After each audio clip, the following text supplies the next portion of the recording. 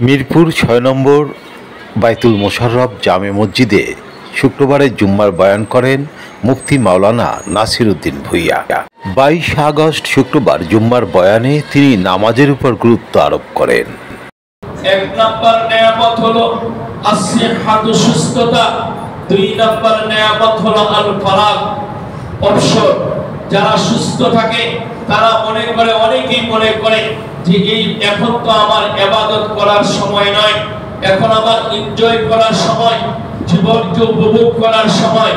আর ওই সুস্থতার মধ্যে ইবলিস শয়তান যখন এই ধোঁকাগুলো দিয়ে দেয়, তখন এই বান্দা দিয়ে এই আল্লাহর এই সৃষ্টি করা বান্দা নবীর এই উম্মত মুসলমানের নামে সে সমাজের নেম প্লেট লাগিয়ে চলে, মুসলিম পরিবারের সন্তান, তাকে দিয়ে সন্ত্রাসী হয়, তাকে দিয়ে দুর্নীতি হয়, তাকে দিয়ে জায়গা দখল হয়, তাকে দিয়ে হার রকমের পাপের কাজ হয়, ওই ইয়াবার ব্যবসা হয়, গাঁজার ব্যবসা হয়, যত ধরনের নেশার ব্যবসা হয়।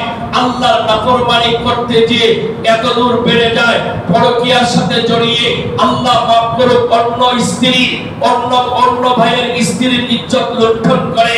এমনও হয়ে যায় জিনার মধ্যে প্রতিযোগিতা চলে, ঘরের খাবার ভালো লাগে না, ফাইভ স্টারে যে ঘুমিয়ে সেই জায়গার ভিতরে জিনার কাজে জড়িত হয়। এরা প্রায় মুসলিম, তাদের নামগুলো শুনলে আফসোস লাগে। আল্লাহ তাকে তৈরি করেছিল জিনা করার জন্য নয়, নেশা করার জন্য নয়, সন্ত্রাসী করার জন্য নয়, পাপের কাজে প্রতিযোগিতা করার জন্য নয়। আল্লাহ তাকে তৈরি করেছিল আল্লাহর খাস বান্দা হওয়ার জন্য, যেই বান্দা হওয়ার ফলশ্রুতিতে সে জান্নাতের দিকে রওনা হবে। কিন্তু আজকে আমরা সমাজে কোথায় আছি? আমরা একটু ভাবি, আমার মনকে একটু ঝুঁকাই যে আমি কি করেছি, কি করতেছি।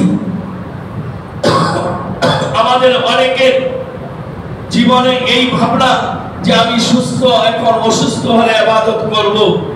কিন্তু অসুস্থ যখন হয়ে যায়, অনেকের কঠিন অসুস্থতা এমনও হয় যে আল্লাহর বান্দা হঠাৎ অসুস্থ হলো, অসুস্থ হওয়ার পরে কোমায় চলে গেল, হঠাৎ অসুস্থ হলো, অসুস্থ হওয়ার পরে আইসিইউতে চলে গেল, হঠাৎ অসুস্থ হলো, লাইফ সাপোর্টের নামে ডাক্তারদের একটা ধোঁকা প্রথায় পড়ে সে ওই জায়গার ভিতরে লং টাইম পড়ে রইল। আল্লাহর মাফ করুক, এই অবস্থা যদি হয়ে যায়, তখন যদি আমার চোখ বন্ধ করে আমি ভাবি হায়রে আমি এখন নামাজগুলো পড়লাম না, কি করি? আল্লাহ সেখান থেকে ফিরিয়ে দিতেও পারে, আবার কফিনের মধ্যে ভর্তি করে জানাজার জন্য পাঠাতে পারে। জোরে বলেন ঠিক কিনা? সকল ক্ষমতা কার? আল্লাহ। হায়াতের রিমোটটা কার কাছে? আল্লাহ। জোরে বলেন কার কাছে? আল্লাহর কাছে। তাহলে সবকিছুর মালিক কে? আল্লাহ। সুস্থ আছি আল্লাহর নিয়ামত, ঠিক কিনা? জোরে বলেন। আজকে আপনাদের মসজিদে একজন মাওলানা সাহেব এসেছেন, আমি তাকে চিনি, ইমামতি করতেন। আমাদের মসজিদে এসেছে আপনাদের সুনজর পাওয়ার জন্য। একটু তার ব্লাড ক্যান্সার হয়েছে, আল্লাহ সুস্থতা দান করুক, সকলে বলে আমিন। সেজদা দিতে পারে না, নাক দিয়ে অনর্গল রক্ত পড়তে থাকে। দুইবার চিকিৎসার জন্য ইন্ডিয়াতে গিয়েছে, ফলপ্রসূ কোনো চিকিৎসা হচ্ছে না। এখন তার চিকিৎসার জন্য আপনাদের কাছে এসেছে, যারা পারেন তাকে সহযোগিতা করবেন। এই আলেম যদি সুস্থ হয়ে যায়, এখনই সময় হলো আল্লাহর ইবাদতের। কখন? যখন আমি সুস্থ। যখন আমি অসুস্থ হয়ে পড়ব, তখন আমি ইবাদত করতে পারবো না। এই জন্য মসজিদগুলোকে আবাদ করতে হবে। আর মসজিদগুলো আবাদ হবে ইবাদতের মাধ্যমে। কোন ইবাদত? নামাজ, সালাত। এই সালাতকে আল্লাহ তাআলা ফরজ করেছেন। কোরআনে কারিমে আল্লাহ বলেছেন ইন্নাস সালাতা কানাত আলাল মুমিনিনা কিতাবাম মাওকুতা, অবশ্যই নামাজকে আল্লাহ ফরজ করেছেন তার বান্দা বান্দীদের উপরে, সময় মতো নামাজটাকে আদায় করতে হবে। জোহরের টাইম চলে গেল, আসরের টাইমে পড়লাম, আসরের টাইমে কাজা পড়লাম।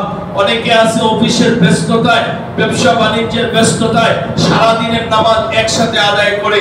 ওরে আল্লাহর বান্দা, ভালো করে মনে রাখেন, সময় মতো নামাজ পড়লে যে সওয়াবটা পাবেন আর কাজা আদায় করলে কিন্তু সওয়াবটা সমান হবে না। ঠিক কিনা জোরে বলে?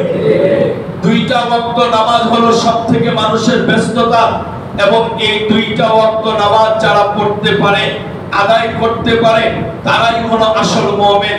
এক নাম্বার হলো আসরের টাইম। এই আসরের টাইমের নামাজটা এত গুরুত্বপূর্ণ, খাওয়ার পরে যারা বাসা বাড়িতে থাকে সবাই একটু বিশ্রামে যায়, আর কিছুক্ষণ পরে আসরের টাইম হয়ে যায়, আসরের আজান হয়, আল্লাহর বহু বান্দা বান্দি ঘুমিয়ে আছে, মাগরিবের পূর্বক্ষণে ঘুম ভাঙে অথবা মাগরিবের পরে যে ঘুম ভাঙে, আসর কাজা হয়ে গেল। আসর এমন একটা নামাজ, যেই নামাজকে যে হেফাজত করবে, এই হেফাজতের বদৌলতে আল্লাহ তাআলা তাকে ওলির দপ্তরে নাম লিপিবদ্ধ করে দেবেন।